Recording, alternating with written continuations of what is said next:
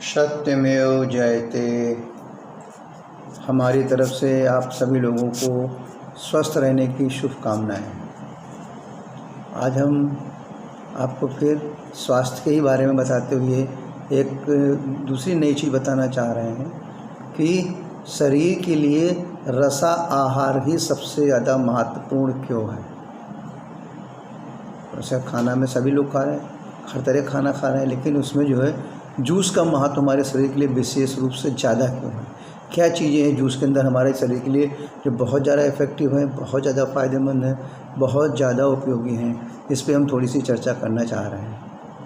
तो उसके पहले हम आपको बताना चाह रहे हैं कि हमारे शरीर को स्वस्थ रखने के लिए, हमारे शरीर को अच्छा स्वास्थ्य मिलता रहे, हमारा शरीर रोगों से लड़ता रहे, हमारे शरीर के अंदर जल्दी से किसी प्रकार के रोग ना आए, तो उसके लिए जो शरीर को कुछ आवश्यक चीज़ें हैं, सभी चीज़ें में ज़्यादातर आप परिचित हैं, लेकिन हम उनको फिर से थोड़ा सा बताना चाह रहे हैं। शरीर के लिए जो मुख्य तत्व हमारे हैं वो कौन कौन से हैं। जैसे कार्बोहाइड्रेट है, प्रोटीन है, फैट है, विटामिन्स हैं, एल्कलाइन है, एंजाइम्स हैं, मिनरल्स हैं। ये सारी चीज़ें जो हैं हमारे शरीर के लिए पूर्ण विकास के लिए, पुनः निर्माण के लिए, शरीर की पूरी रचना के लिए ही आवश्यक है। तो इसमें हम आज एक थोड़ा चीज़ें सब चीज़ बताना चाह रहे हैं आपको, ताकि एक बार आप फिर से रिवाइज हो जाएं। जैसे आप चर्चा करेंगे जैसे कार्बोहाइड्रेट जो है हमारा, ये क्या इसका कार्य क्या है हमारे कार्बोहाइड्रेट का। कार्बोहाइड्रेट होता है हमारा शरीर को ऊर्जा प्रदान करता है और शरीर की कार्य शक्ति को बढ़ाता है। बड़ा शॉर्ट फॉर्म बताने जा रहा हूँ आपको। और इसके बड़े सब जितने भी सोर्सेज हमारे, जितने भी तरह के अनाज हमारे हैं, वही इसके सबसे बड़े सोर्स हैं।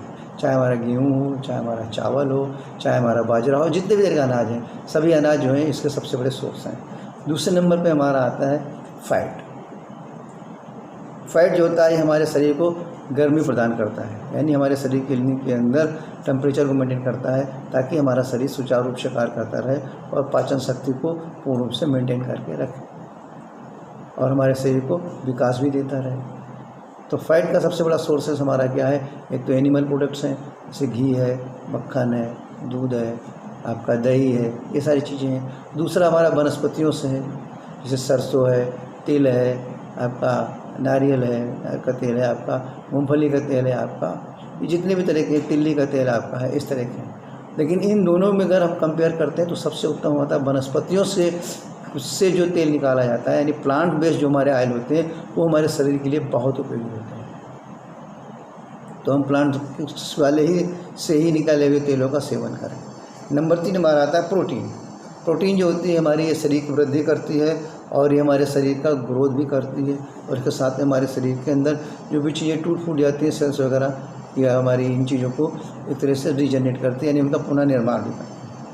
और हमारे शरीर को 22 प्रकार के प्रोटीन्स की ज़रूरत होती है, जब जिसके अंदर प्रोटीन्स को जो चीज़ हम यूज करते हैं हमारे शरीर में आती है, वो हमारी अमीनो एसिड्स के रूप में आती है, यानी हमारे शरीर को 22 प्रकार के अमीनो एसिड्स की ज़रूरत होती है।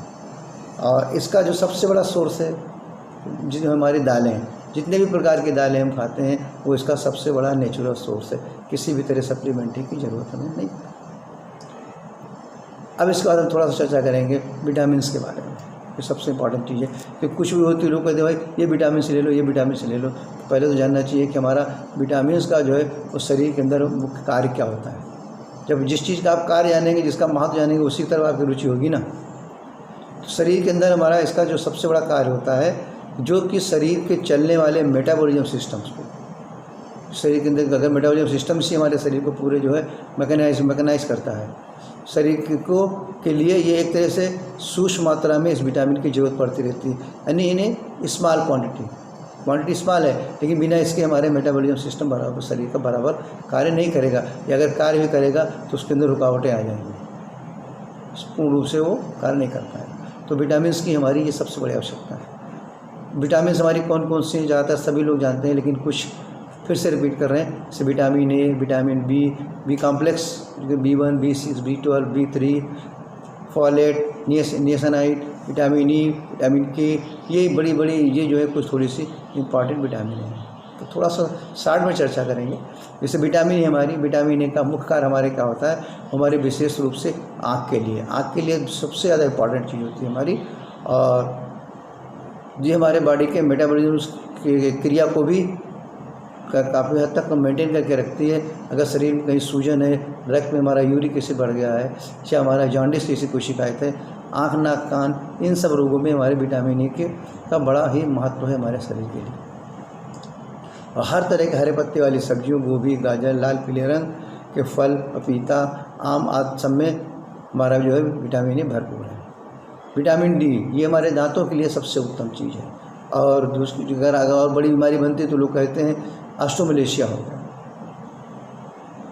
और इसका सबसे बड़ा सोर्स हमारा है सूर्य की किरणें, सबसे बड़ा सोर्स हमारा है, इसलिए सूर्य की किरणें जरूर लेना चाहिए। अब हमारा विटामिन के, विटामिन के हमारा जो होता है ये हमारे शरीर के अंदर रक्त स्राव को रोकता है, जिसके अंदर प्रोथाम्बिन जिसे कहते हैं, ताकि हमारे रक्त के अंदर कहीं चोट लगे, कुछ कोई ऐसा घाव हो गया, कुछ कट फिट गया, तो वहाँ से हमारी ब्लीडिंग शुरू हो जाती है, यानी हमारा खून का निकलना शुरू होता है। तो उस कंडीशन से हमारे खून को बहाव को रोकती है, और इसलिए हमारा बॉडी के लिए विटामिन के की भी ज़रूरत पड़ती है। विटामिन सी दांतों के को मजबूत बनाता है, मसूड़ों को बनाता है मजबूत, और इसके साथ साथ हमारे शरीर के आंतरिक जो ब्लीडिंग होती है उसको भी कंट्रोल करता है हमारे, और स्पेशली स्किन डिजीज, चर्म रोगों में इसका बड़ा महत्व है।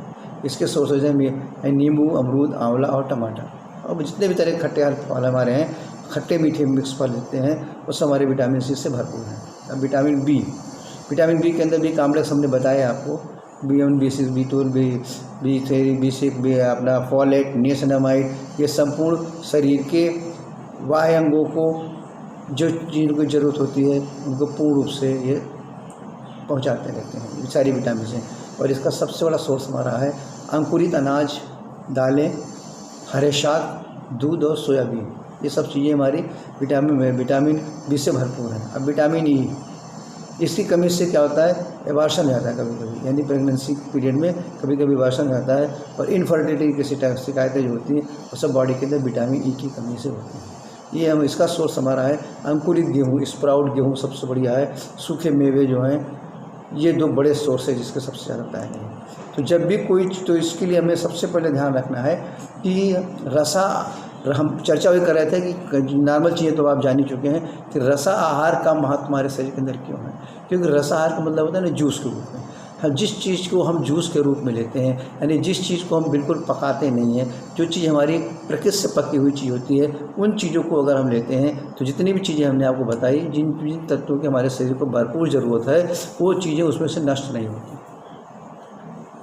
सबसे बड़ी चीज़। और हमें चाहिए भरपूर, और हम जो चीज़ खाने लगते हैं, उनको पका लेते हैं, उनको फ्राई कर लेते हैं, उनको स्टोर कर सुबह का शाम, शाम का सुबह करके खाते हैं, तो खाली आपको दिखता है कि ये चीज़ें हम खा रहे हैं, लेकिन उसके अंदर से हमारे जितने भी तरह के शरीर के लिए तत्वों की ज़रूरत है, जितने भी तरीके के शरीर के लिए पौष्टिकता की ज़रूरत है, जिस तरीके के न्यूट्रिशंस की ज़रूरत है, चाहे वो मिनरल्स के रूप में हो, चाहे विटामिन के रूप में हो, चाहे कार्बोहाइड्रेट के रूप में हो, चाहे फैट के रूप में हो, चाहे हमारा जो है प्रोटीन के रूप में हो, जिन भी तत्वों के रूप में हो, वो चीज़ें उसके अंदर से या तो नष्ट हो जाती हैं या 10 से 5% रह जाती हैं।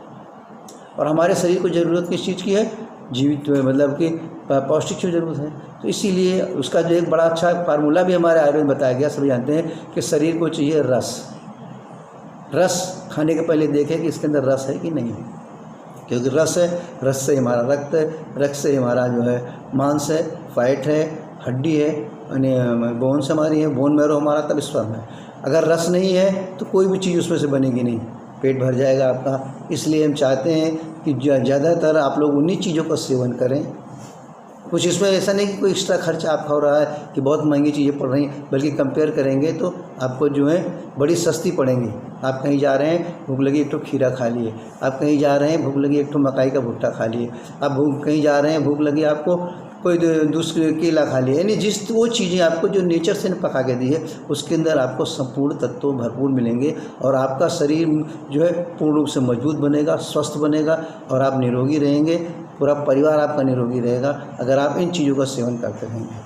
तो हम चाहते हैं कि आप अपने शरीर को स्वस्थ रखने के लिए स्वयं से जागृत हों और इन चीज़ों को समझें कि हमारे शरीर के अंदर रस आहार का महत्व क्या है। रसाहार का मतलब कि हम खाने, जैसे मान के चलिए आप किसी दुकान में भूख लग गई, आपने समोसा मंगाया, भाई ज़रा गरम गरम समोसा देना। आप कभी विचार करिए खाने के पहले कि क्या समोसे के अंदर किसी प्रकार का रस है क्या? आपके सामने वो चीज़ प्रस्तुत है।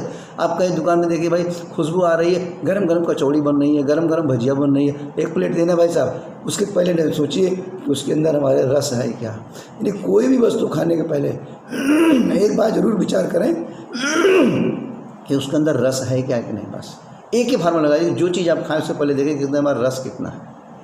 अगर एक ही चीज़ को अगर आप पकड़ लेंगे तो संपूर्ण रूप से आपका शरीर स्वस्थ रहेगा, और संपूर्ण रूप से अगर हमारा शरीर स्वस्थ है तो हम मस्त रहेंगे, हम हंसते रहेंगे, हम खुशियों का भंडार हमारे शरीर के अंदर रहेगा, और हमारे जितने कार्य होंगे बड़े आनंदित पूर्वक होंगे, और हम पूर्ण रूप से अच्छा जीवन अपना व्यतीत करेंगे। हम चाहते हैं कि सभी लोग रसाहार का सेवन करें, ज़्यादा से ज़्यादा उसको भी अपने रोज़ के खाने में शामिल करें कि हम कुछ ना कुछ रस के रूप में भी ले लेंगे। कभी आप गाजर का जूस पी लिए, कभी चुकंदर का जूस पी लिए, कभी आप मौसमी का जूस, आप अपनी क्षमता के हिसाब से नियम बना लें कि हमें 100 से 200 ml रोज़ कोई ना कोई जूस पीना है। चाहे आप घर में बना के उसको पीजिए, चाहे बाहर। बस ये एक चीज़ का ध्यान रखिएगा कि जूस बनाने के पहले जो चीज़ का इस्तेमाल कर रहे हैं वो साफ़ सुथरा होनी चाहिए, और उसकी लाइफ कितनी होनी चाहिए, आधा घंटा मैक्सिमम। अगर आपने निकाल के तो पी लिया तो बहुत ही उत्तम चीज़ है। और बस जब भी आप जूस को निकालें तो किसी भी प्लास्टिक के बर्तन में ना निकालें। जब भी आप जूस को निकालें आप स्टील के बर्तन में निकालें, या दूसरा जो भी कांच का बर्तन आपका हो, इसलिए आपका प्लास्टिक के बर्तन में किसी भी प्रकार के जूस का उपयोग मत करें। हम चाहते हैं कि ज़्यादा से ज़्यादा आप लोगों को कोशिश करते हैं या प्रयास करते हैं कि स्वास्थ्य के बारे में अच्छी से अच्छी जानकारी, बड़ी सस्ती से सस्ती जानकारी, बड़ी सरल जानकारी, बड़ी सहज जानकारी, जो कि आपके चारों तरफ मौजूद रहती है, चारों तरफ उपस्थित रहती है। खाली आपको उसको देखना है, खाली आपको उस पर ध्यान देना है। बस हम ध्यान देखें, हमारी सारी समस्याओं का समाधान हमारे पास खुद है, हमें इधर उधर भटकने की ज़रूरत नहीं पड़ेगी। सत्यमेव जयते।